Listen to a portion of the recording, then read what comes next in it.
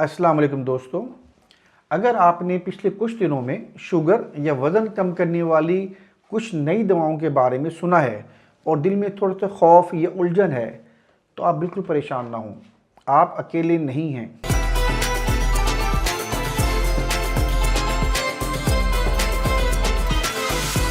पाकिस्तान में इस वक्त बहुत से लोग शुगर, मोटापे, पेट की चर्बी और बार बार लगने वाली भूख से तंग आकर इन दवाओं के बारे में पूछ रहे हैं और गूगल कर रहे हैं। कोई कहता है ये इंजेक्शन है, कहीं नुकसान ना हो जाए। कोई कहता है ये तो बस अमीरों के लिए है, और कोई हंसते हुए कहता है भाई हम तो रोटी छोड़ ही नहीं सकते। आज हम सब इन बातों को बिल्कुल आसान जुबान में समझने की कोशिश करेंगे। सबसे पहले आप एक बात अपने दिल में बिठा लें, ये कोई बाहर से आई हुई जादू की चीज़ नहीं है, ये कोई नई ये ख़तरनाक इजाद नहीं है। हमारे जिस्म के अंदर अल्लाह ताला ने कुदरती निज़ाम रखा है। जब हम खाना खाते हैं, ख़ास तौर पे कार्ब्स जैसे रोटी, चावल, दाल या मीठी चीज़ें, तो हमारा जिस्म एक ख़ास पैगाम देता है। ये पैगाम हमारे दिमाग को बताता है कि बस अब पेट भर गया है, अब रुक जाओ। मसला ये है कि आजकल हमारा रहन सहन और लाइफस्टाइल बदल गया है। ज़्यादा बैठना, बहुत कम चलना, चाय के साथ बिस्कुट, रात को देर से खाना खाना, जहनी परेशानियाँ, टेंशन, स्ट्रेस, नींद की कमी, इन सब चीज़ों की वजह से जिस्म का ये कुदरती पैगाम कमज़ोर हो जाता है। दिमाग और पेट एक दूसरे की बात सुनना छोड़ देते हैं, इसलिए भूख बार बार लगती है, चाहे पेट भरा ही क्यों ना हो। ये दवाएं इसी निज़ाम को दोबारा जगाने में मदद करती हैं। ये पेट और दिमाग के दरमियान टूटा हुआ राब्ता आहिस्ता आहिस्ता बहाल करती हैं।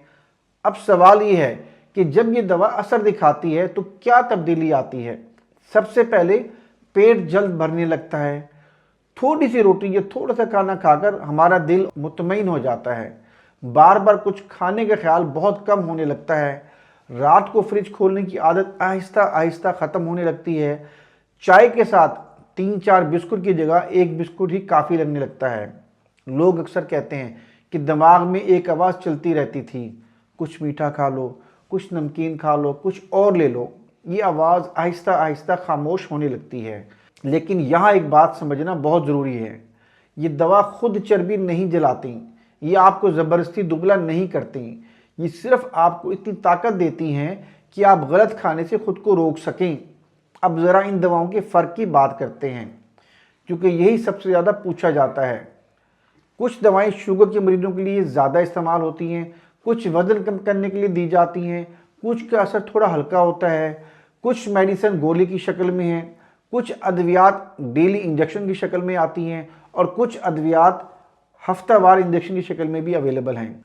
याद रखें, हर इंसान का जिस्म अलग होता है। जो दवा किसी और को फ़ायदा दे, ज़रूरी नहीं कि वो आपको भी वैसा ही फ़ायदा दे। इसलिए खुद से फ़ैसला करना ख़तरनाक हो सकता है। हमेशा किसी मुस्तनिद डॉक्टर से बात करना बहुत ज़रूरी है। अब अगर कोई ये दवा शुरू करता है तो शुरू में क्या महसूस हो सकता है? पहले 1-2 हफ्ते कुछ लोगों को मतली लग सकती है, कुछ को कमज़ोरी महसूस होती है, कुछ को कब्ज़ हो जाती है, कुछ को लगता है कि पेट हर वक्त भरा हुआ है, कुछ को पेट में गैस ज़्यादा बनती है। ये सब आम बातें हैं, ज़्यादा घबराने की ज़रूरत नहीं होती। इस दौरान पानी ज़्यादा पीना बहुत ज़रूरी है। खाना आहिस्ता आहिस्ता कम करें, एकदम सब कुछ ना छोड़ें। तीसरे या चौथे हफ्ते में अक्सर लोग खुद महसूस करते हैं कि वो कम खा रहे हैं। प्लेट में रोटी आधी रह जाती है और फिर भी दिल मुतमईन रहता है। 2 से 3 महीने बाद असल फ़र्क सामने आता है। हमारे कपड़े ढीले होने लगते हैं, शुगर के पैरामीटर्स बेहतर होने लगते हैं, जिस्म हल्का हल्का महसूस होता है।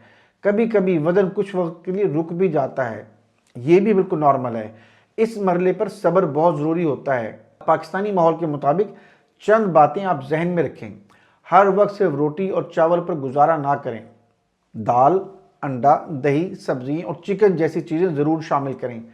पानी कम ना पिएं, ख़ास तौर पर गर्मियों में। रोज़ाना थोड़ी बहुत वॉक ज़रूर करें, चाहे गली में या घर की छत पे या घर के सहन में करनी हो। खाने के बाद 15 से 20 मिनट चलना शुगर और पेट दोनों के लिए बहुत फ़ायदेमंद है। जिस दिन आपको दवा का इंजेक्शन लगे या आप दवा इस्तेमाल करें, उस दिन ज़्यादा तली हुई चीज़ों से परहेज़ करें। समोसे, पकोड़े, कढ़ाई और भारी खाने मतली को बढ़ा सकते हैं। अपनी नींद पूरी रखें, क्योंकि नींद की कमी भूख को बढ़ा सकती है। और सबसे अहम बात, जहनी दबाव को नज़रअंदाज ना करें। कर्ज, महंगाई, घरेलू मसाइल, ये सब चीज़ें वज़न और शुगर दोनों को ख़राब करती हैं। बात करें, किसी अपने से दिल हल्का करें, चुप ना रहें। आखिर में एक बात आपको कहना चाहूँगा, सेहत एक दिन में ख़राब नहीं होती और एक दिन में ठीक भी नहीं होती। ये दवाएं एक सहारा हैं, कोई मुआवजा नहीं।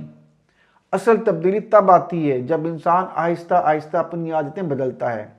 अगर नीयत साफ हो, सब्र हो और समझदारी से कदम उठाए जाएं तो वज़न भी काबू में आ सकता है और शुगर भी बेहतर हो सकती है। याद रखें, तब्दीली मुमकिन है, बस पहला कदम उठाना होता है। अब इस बात को मैं एक आसान मिसाल के जरिए समझाना चाहूँगा। सोचिए आपकी मोबाइल में एक बैटरी है और हम बैटरी को चार्ज कर रहे हैं। जब ये बैटरी फुल चार्ज हो जाए तो हमारा मोबाइल खुद इशारा देता है कि अब चार्जिंग कंप्लीट हो चुकी है।